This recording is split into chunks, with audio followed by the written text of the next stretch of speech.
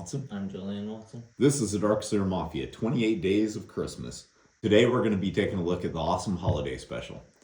Got a sweet cover featuring Scratch. What do you think of that? I like it. I love all of Ian Churchill's art.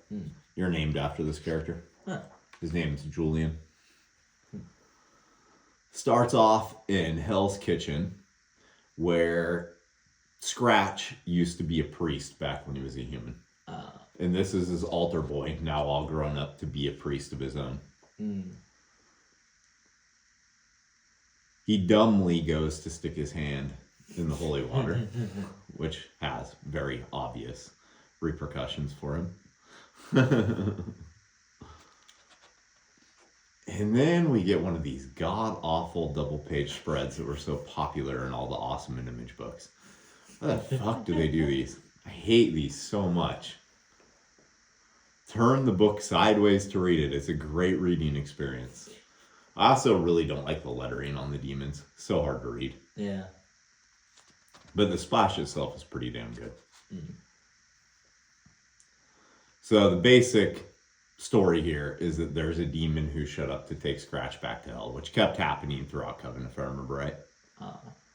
And then the altar boy turned priest splashes holy water and gets rid of the demon. And that's pretty much the end of that story. So this was written by Jeff Loeb with art by Ian Churchill, inks by Norm Ratmond, letters by Comicraft, which made them surprisingly hard to see. The colors are by Brett Evans and Jimmy Yu. So next we get a Kaboom story, Babes in Toyland. I think this went 6 issues in total, 2 different 3-issue miniseries, plus this story that's in here. Could be more than that, I'm not sure. Jeff Masudo's artwork looks great in this. Jeff Loeb and Jeff Masudo are the writer-artist team on this. John Sybil is the inker. Comicraft is the letterer, which made the letters far easier to see in this one. Donald Skinner did the colors. So starts off with the hero going to the mall with his friends. Pretty common for Christmas, all in all. Yeah. And then he sees something from the Kaboom cycle show up in one of the ornaments, and it zips him off. This is a good page. Yeah. Very effective. This probably doesn't need to be a splash page. No. No. But the little light source is just zipping around. It's going to take out the girls. He catches it and discovers it's a little guy, telling him that his mother needs him, but he's in the wrong time period. So the second 3-issue miniseries has them be like all grown up. The people at the mall just think it was a Christmas light show, so he looked out there. Yeah. And then we get a back cover that's Rob Liefeld fighting American. It's okay. It's not as good as the Ian Churchill one, though. And in this story begins with Smash trying to smash. Smash remind you of anybody? Hulk. Yeah, it's like he's a purple Hulk, huh? The Amazing Bulk. Oh, this one is by Rob Liefeld on story and pencils, Jonathan Sybil on inks, Jeff Loeb was the writer, Tanya and Richard Horry did the colors. And then the Youngblood special is Alan Moore writing, Steve Scross pencils, Larry Stucker inks, and Awesome Color did the colors. I didn't know there was an awesome coloring department.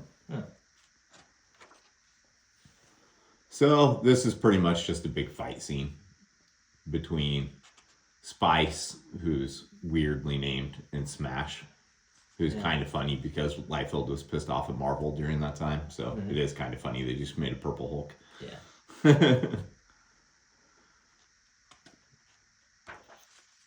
And then we see her kicking some ass.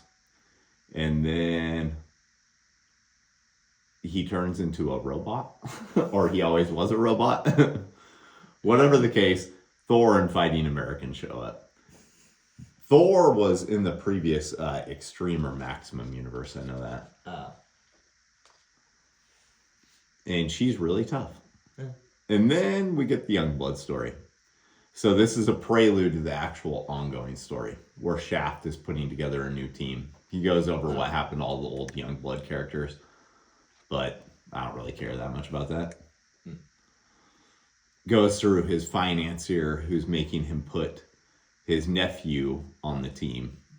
His nephew's a real pain in the ass, but it turns out he has these giant mech robots, so he's cool with it.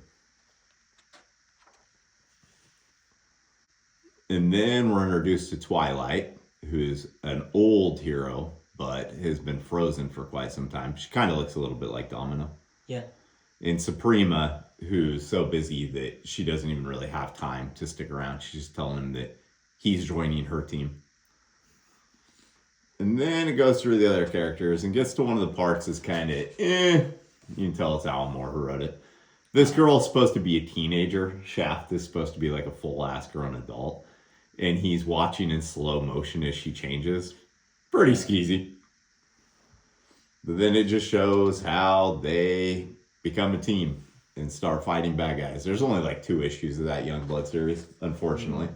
It is pretty good despite, Alan Moore's incessant need to put pervy shit about teenage girls in. Yeah.